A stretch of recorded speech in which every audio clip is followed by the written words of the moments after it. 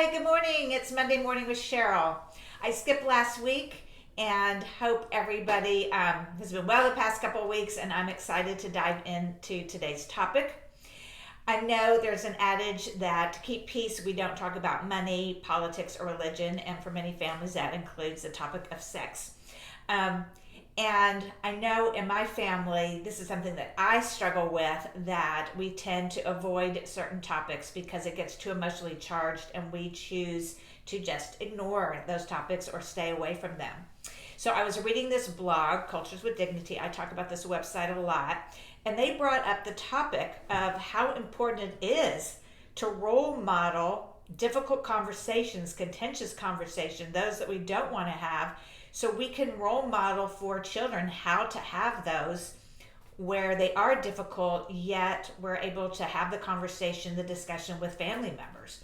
Um, so I have not probably been, I would say probably not, I would say most definitely not a good role model in this area. I just like to avoid. So here are some pointers to think about, again, how important it is for us as adults to role model for kids how to have contentious conversations, how we can argue and still come out on the other end while maintaining the relationship. So I have a lot of notes here because I wanted to be sure to get it right. So one of the things that is stressed here is if you go into an argument trying to win and dominate or have power over someone else, it's never going to be successful. And we have to think about with kids where there is a power differential. We as the adults typically have more power than the children. And that kids today in their interviews express how they don't feel comfortable necessarily going to the two groups of people that were most important to them to have these conversations and to learn more about the world around them. So many kids do not feel comfortable going to their families and or their teachers, which is really disappointing and hard, especially we want to be having these difficult conversations with kids and to empower them. So a couple of things to think about is how do we transform that anger and misunderstanding in the silence? And there are just three kind of points here. One is acknowledge the other person's dignity. When we have self-worth and we acknowledge someone else's worth, then we don't feel disrespected during a disagreement. So dignity. Two, listening. We need to be open to acknowledging that we might learn something new. Our opinion may not change, but we need to enter the conversation willing to learn, listen, and perhaps maybe we won't agree, but maybe we'll learn something new. And then always come from a place of curiosity. I talk about that a lot. We want to know why this is so important to them, this particular topic. So again, acknowledge the other person's dignity, listen, really active listening and being open, and to activate our curiosity.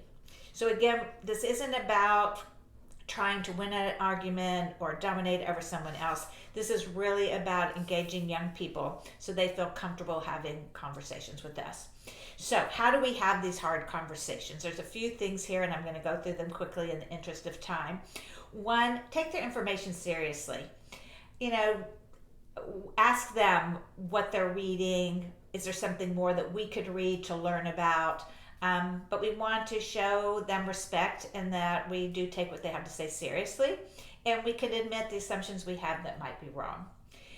Don't focus on proving that they are wrong. That's so easy to do. Just listen and just hear how they back up their argument and their perspective. Three, again, commit to asking curious questions. Say, help me understand why this is so important to you, and ask how they develop their opinion around that sort of thing. Four, be vulnerable. When we're honest with kids, I think that's the way we really establish a strong relationship with kids and authority. We need to be real. I think that's really important. Five, recognize the power imbalance. I mentioned this, that as adults we have more power over kids, so we don't want them to feel they're going to be punished or that we don't respect them and their opinions. And we don't want them to fear having these conversations with us. And six, I love this one. This is not my words. These are not my words. Go easy on people, hard on ideas. Young people may be wrong, may be misinformed, and that's okay. I love that they're becoming critical thinkers, that they're forming opinions. I think that's so important. And again, we don't have to prove that we're right. We just want to respect them and hear their viewpoints. And why is this so important? I will say this, I'm going to read directly from my notes. You will role model civil dialogue, personal accountability, and what listening and learning truly looks like.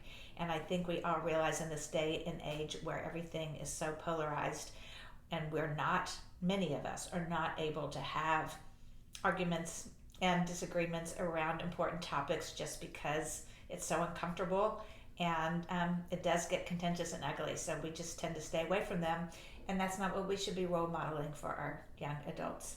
So it's a great lesson for me. I hope it brings up some stuff for you and hopefully provides a new perspective of how it is important to engage in these conversations. I hope everyone is well. I hope you have a wonderful new year, and that 2022 is a good year for us all. Take care.